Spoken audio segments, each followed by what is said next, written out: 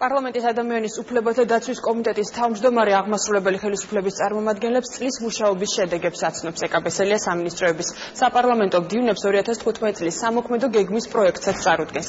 რა საკითხები მოხდა ანგარიში და რა იქნება პრიორიტეტული მომავალ წელს? სალომე სონიშვილი საუბრებს მოამბის პირდაპირ ეთერში. სალომე, გისმენთ.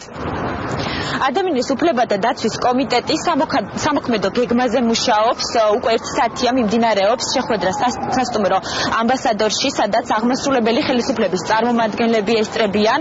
როგორც კომიტეტის თავმჯდომარემ ეკაბესელიამ შეხვედრის დაწყებამდე განაცხადა, შეხვედრაზე საუბარი იქნება იმ კანონპროექტებზე, რომლებიც პარლამენტმა უკვე განიხილა ადამიანის უფლებათა დაცვის კუთხით და ასევე აღმასრულებელ ხელისუფლებასთან სამომავლო თანამშრომლობის სტრატეგიაზე.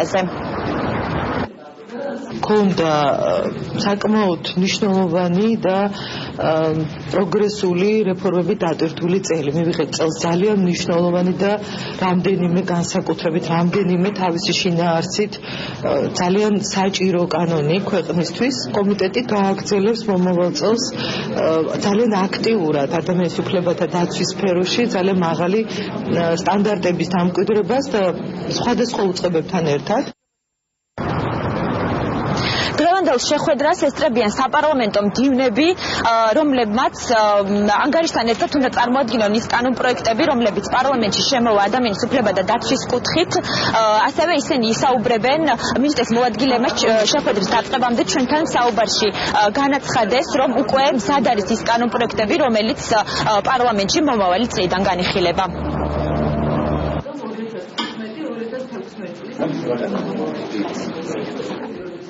უკვე მომავალ კვირას მინდა ასევე გითხრათ, რომ ჩვენი მორიგი ინიციატივა იქნება განხილული პლენარულ სტომებზე, რომელიც ოჯახში ძალადობას ეხება. ასევე მთავრობის ხდომაზე იქნა 2 კანონპროექტი მიღებული, რომლის ინიციატივითაც უკვე წარსდგა მთავრობა პარლამენტის წინაშე.